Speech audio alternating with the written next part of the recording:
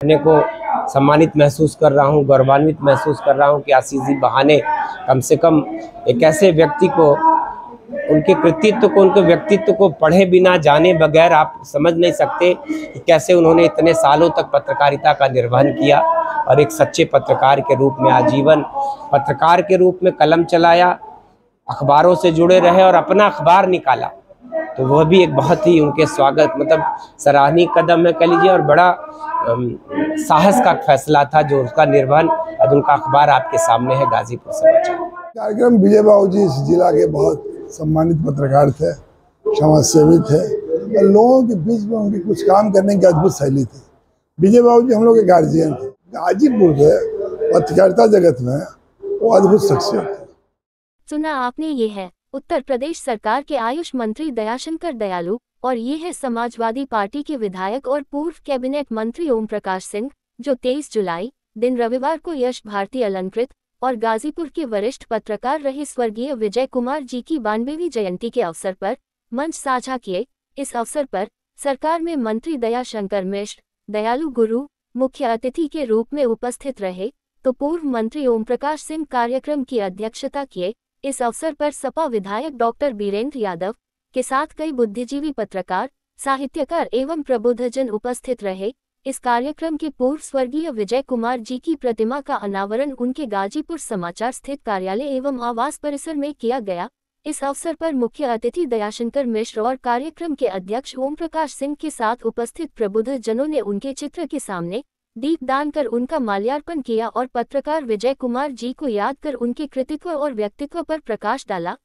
देखिए, गाजीपुर की पत्रकारिता के पुरोधा कह सकते हो। जीवन भर सादगी और ईमानदारी के प्रतीक और संपूर्ण जीवन पत्रकारिता को समर्पित एक ऐसे व्यक्ति जिनको यह जिला पिछले 2014 से न्याय बनाकर याद करता है। आज उनकी प्रतिमा भी उनके परिवार के द्वारा स्थापित की गई। उसी के अनावरण के अवसर में आज यहाँ आने का अवसर मिला और उनके कृतित्व को, उनके व्यक्तित्व को और उनके पूरे जीवन को पढ़ने, सुनने और जानने के बाद निश्चित ही गौरव की अनुभूति हो रही कि पत्रकारिता की पहचान ऐसे लोग ही थे जिन्होंने संपूर्ण जीवन गरीबी और गुर्बत में कह लीजिए, साधन विहीन होते हुए भी कलम के सिपाही के तौर पर पूरे जीवन पत्रकारिता के धर्म का निर्वहन किया। तो ऐसे व्यक्ति के बारे में जब मुझसे कहा गया कि उनकी प्रतिमा का अनावरण करना है और आपको उस कार्यक्रम में शामिल होना है जयंती समारोह में, तो मेरे कदम खुद ब खुद गाजीपुर की तरफ बढ़ पड़े और ये मैं अपने को सम्मानित महसूस कर रहा हूँ, गौरवान्वित महसूस कर रहा हूँ कि आशीष जी बहाने कम से कम एक ऐसे व्यक्ति को, उनके कृतित्व को, उनके व्यक्तित्व को पढ़े बिना जाने बगैर आप समझ नहीं सकते कि कैसे उन्होंने इतने सालों तक पत्रकारिता का निर्वहन किया और एक सच्चे पत्रकार के रूप में आजीवन पत्रकार के रूप में कलम चलाया, अखबारों से जुड़े रहे और अपना अखबार निकाला। तो वह भी एक बहुत ही उनके स्वागत सराहनीय कदम है कह लीजिए, और बड़ा साहस का फैसला था जो उसका निर्वहन। आज उनका अखबार आपके सामने है, गाजीपुर समाचार। ये कार्यक्रम विजय बाबू जी इस जिला के बहुत सम्मानित पत्रकार थे, समाज सेवी थे और लोगों के बीच में उनकी कुछ काम करने की अद्भुत शैली थी। विजय बाबू जी हम लोग के गार्जियन थे।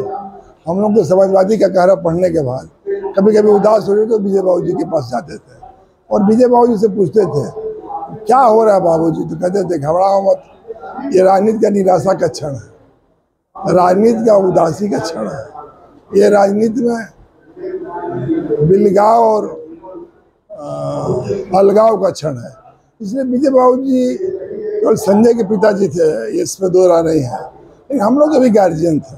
और आपके मैं कह सकता हूँ कि गाजीपुर के पत्रकारिता जगत में वो अद्भुत शख्सियत थे और मैं कहूँगा कि आप लोग उनसे भी सीखिए। गजब का बेजोड़ शख्सियत था और एक पत्रकार के लिए प्रेस चलाना कितना कठिन होगा, उस आदमी ने लिखने और पढ़ने और सचेत करने का जो बीड़ा उठाया वो आज भी सनी चला रही है। यही अपने आप में बड़ी चीज। कार्यक्रम के बाद गाजीपुर समाचार पत्र के संपादक और विजय कुमार जी के पुत्र संजय कुमार ने बताया कि उनके पिताजी सदैव सामाजिक चिंतन के साथ निष्पक्ष पत्रकारिता के मूल्यों का निर्वहन करते रहे। आज विजय कुमार स्मारक न्यास की ओर से पत्रकारिता के सलाहकार पुरुष श्री विजय कुमार जी की जयंती का कार्यक्रम था और उनकी जयंती से हम सभी युवा पत्रकार या सीखने का प्रयास करते हैं या जानने का प्रयास करते हैं। युवा उनका जो संघर्ष पत्रकारिता का जीवन था, देश के लिए भूखमरी, बेरोजगारी, शोषित पीड़ितों के जो आवाजें हुआ करती थी पत्रकार के माध्यम से, जो अखबार के माध्यम से, अपनी लेखनी के माध्यम से उन लोगों ने रखने का प्रयास किया और उस प्रयास से बहुत सारे आने वाले समय में बहुत सारे परिवर्तन भी हुए। और उनका मुख्य उद्देश्य हुआ करता था कि पत्रकार को अपने मिशन के साथ काम करना चाहिए। जैसा कि पत्रकारिता का विषय आता है कि पत्रकारिता एक मिशन होनी चाहिए और निश्चित रूप से उस समय की जो पत्रकारिता थी वो मिशन की पत्रकारिता थी, न कि व्यवसायिकता की पत्रकारिता थी। इस नाते हम लोग जयंती के माध्यम से उनको बराबर जीवित रखना चाहते हैं ताकि हम सभी पत्रकार उनसे कुछ न कुछ सीख सके और समाज के लिए कुछ न कुछ कर सकें। संजय जी, आज जो मंच था उसमें एक जो वर्तमान परिवेश है उसके हिसाब से एक अद्भुत चीज दिखी कि विपरीत विचारधारा के राजनेता एक मंच पर थे। ये क्या संदेश देता है समाज को? यह एक पत्रकारों का मंच था और पत्रकार सबकी बात सुनता है, सबकी बात करता है और सबके लिए करता है।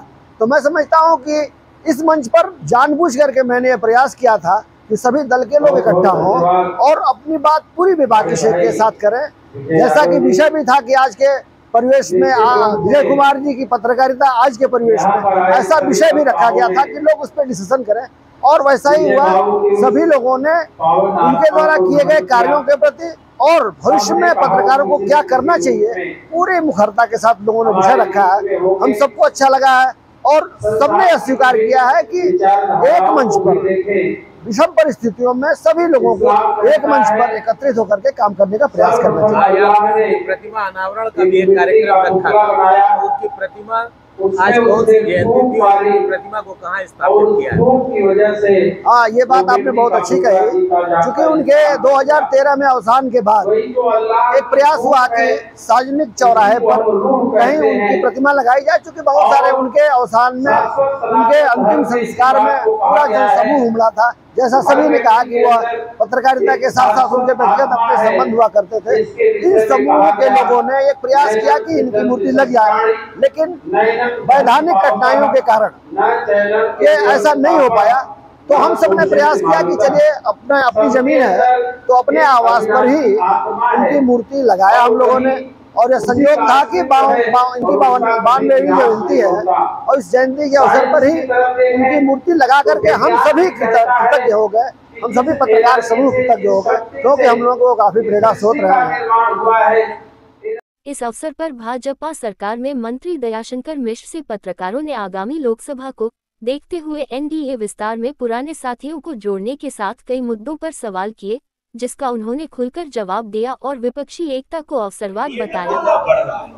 विधानसभा चुनाव में जिन लोगों को आप नहीं जोड़ पाए उनको आप लोकसभा चुनाव में जोड़ पाए। दारा सिंह चौहान के बाद ओम प्रकाश राजभर और अब प्रगतिशील मानव समाज पार्टी। देखिए, कोई नाम ऐसा नहीं जो नया हो। पिछली सरकार में भी ये सारे लोग सहयोगी मंत्री थे, चुनाव भी साथ लड़े, मंत्रिमंडल का गठन हुआ उत्तर प्रदेश में। तो जो योगी जी की प्रथम सरकार थी उसमें ये दोनों लोग सहयोगी मंत्री हुआ करते थे। दारा सिंह चौहान जी तो पूरे 5 साल तक मंत्री थे और हमारे ओम प्रकाश जी भी इसी वजह से, किसी कारण से दिल उनका टूटा, जो भी नाराज़गी थी वो अलग हुए, लेकिन उन्होंने हमेशा अपने को संयमित बनाए रखा। भारतीय जनता पार्टी के खिलाफ वो कभी भी उन्होंने ऐसे शब्दों का प्रयोग नहीं किया, रिश्ते को कभी बिगड़ने नहीं दिया। और एक विचारधारा से जब आप जुड़े रहते हैं तो एक मोड़ पर आपको एहसास होता है कि आपने कुछ फैसले गलत कर लिए, कुछ निर्णय गलत कर लिया, और निश्चित ही उनकी ये घर वापसी है। सुबह का भूला शाम को घर आता है तो उसको भूला नहीं कहते। तो हम समझते हैं कि वो फिर से वापस आए हैं। 24 का चुनाव सामने है, मंत्रिमंडल में भी स्थान मिलने जा रहा है। तो ऐसे लोगों का निश्चित ही भारतीय जनता पार्टी ने शुरू से गठबंधन का जो धर्म होता है, आप देख लीजिए उठा के कि जितने भी सहयोगी दल हैं, आज 2/3 बहुमत की सरकार है, प्रचंड बहुमत की सरकार है। पिछली बार भी थी, 14 में भी, और 19 में भी जो सरकार बनी वो प्रचंड बहुमत से बनी, लेकिन गठबंधन का एक भी साथी भारतीय जनता पार्टी से अलग नहीं हुआ। जो सम्मान उसको कल हासिल था वो सम्मान उसको आज हासिल है। गठबंधन स्वार्थ का गठबंधन टूटता है, लेकिन विचारों का जो गठबंधन होता है, विचारधारा से जुड़ता है, उससे गठबंधन अप्रभावित रहते हैं। उसी की मिसाल है भारतीय जनता पार्टी। अखिलेश यादव जी उनके ऊपर आरोप लगा रहे हैं कि अवसरवादी हैं। अवसरवादिता तो ये जो इंडिया एक गठबंधन बना है, अवसरवादिता जीव सदैव एक दूसरे को गाली देने वाले, एक दूसरे के सुबह से पानी पी पी कर आलोचना करने वाले, वो सारे लोग एक मंच पर, चुनाव आता है, आपने देखा होगा कि 14 का चुनाव का गठबंधन कुछ और था, 17 के चुनाव का गठबंधन कुछ और था, 19 के चुनाव का गठबंधन कुछ और था, और 22 के चुनाव का जो लोग 22 में साथ थे वो 22 के बाद अलग हो गए।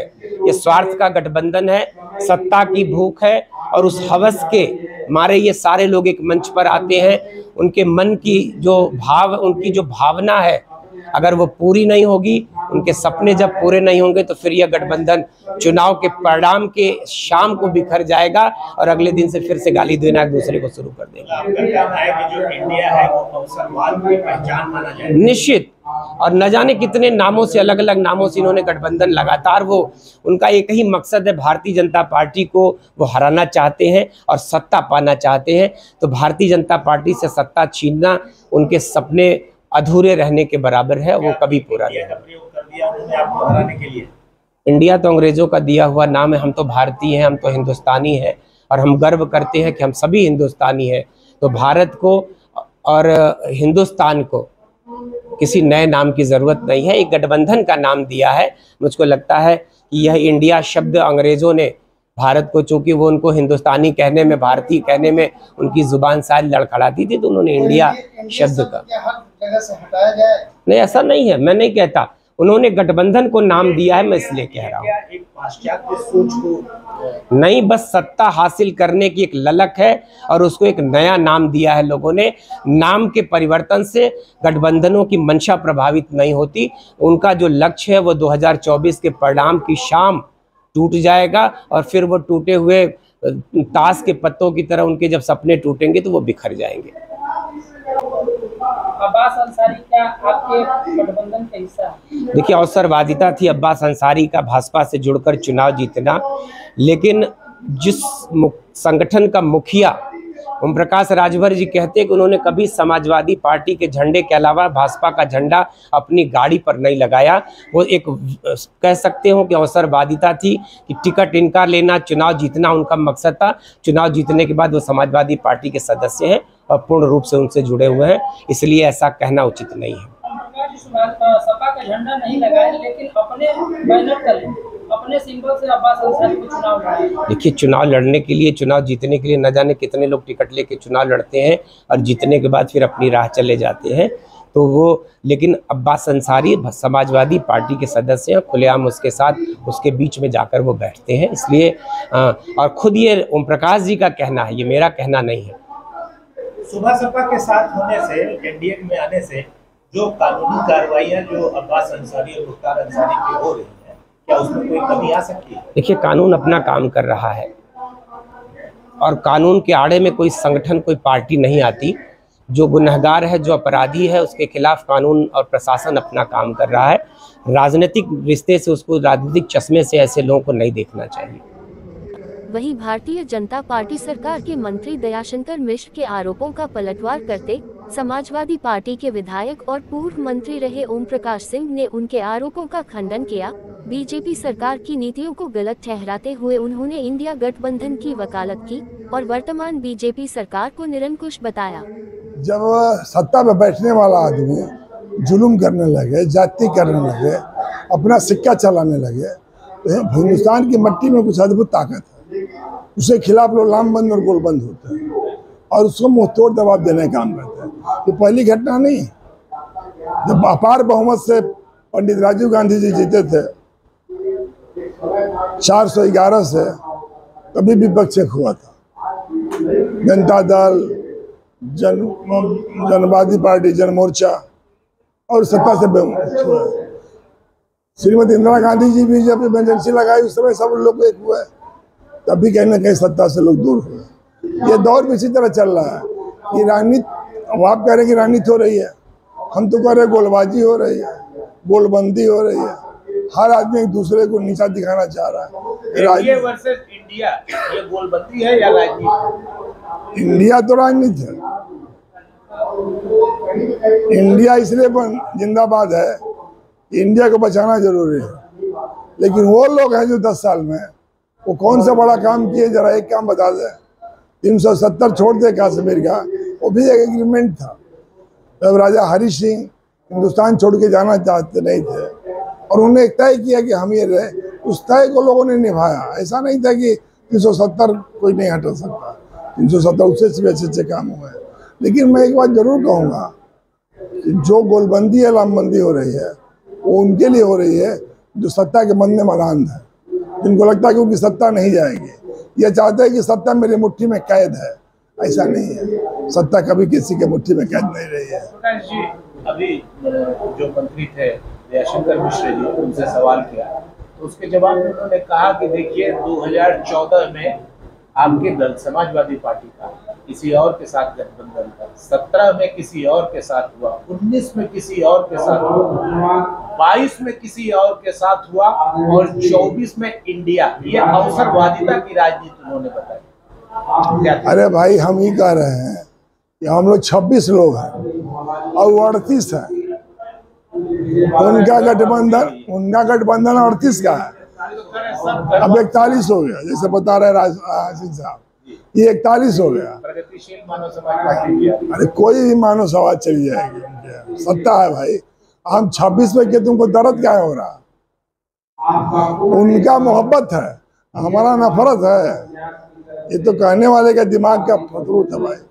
वो 41 से लेके खुश है, हम 26 से लेके एक जगह हो रहे, तुमको तकलीफ क्या आएगा? घर वापसी बता रहे हैं। इसका जो लोग आ रहे हैं वो पहले भी सदस्य थे, अब फिर आ रहे हैं। पहले भी थे, अब आ रहे तो भागे क्यों? अब भागे तो फिर आए क्यों? भाई विचार क्या थे, उनकी सोच क्या थी? ये अवसर बात है, देखिए राजनीति धंधा बना दिए कुछ लोगों ने। एक लगाओ तेरा पाओ। अच्छा बताइए, अपने मिनिस्टर हो गए, एगो बेटा MLC हो गया, एगो बेटा MP हो गया। यही है जनतांत्रिक पार्टी ना, निषाद पार्टी। ओम प्रकाश जी को क्या चाहिए, आप भी जानते हैं, हम भी जानते हैं। ओम प्रकाश जी आपके यहाँ से छोड़ के NDA में क्यों शामिल हो गए, क्या लगता है? ओम प्रकाश जी के पैर में चक्र है। हमको राजनीति तो करना है, राजनीति के साथ मजाक करना है। वो बेचारे मजाक कर रहे हैं, राजनीति करते हैं। क्या लगता है कितने दिन टिकेंगे NDA में? तो केवल वो बता सकते हैं, तो भगवान बता सकता है, तीसरा कोई नहीं बता सकता। दर्शकों, खबरनवीस में आपका स्वागत है। अगर आपने खबरनवीस को सब्सक्राइब नहीं किया है तो इसे जरूर सब्सक्राइब करें और लेटेस्ट खबरों और अपडेट्स के लिए बेल आइकॉन को भी जरूर दबाएं।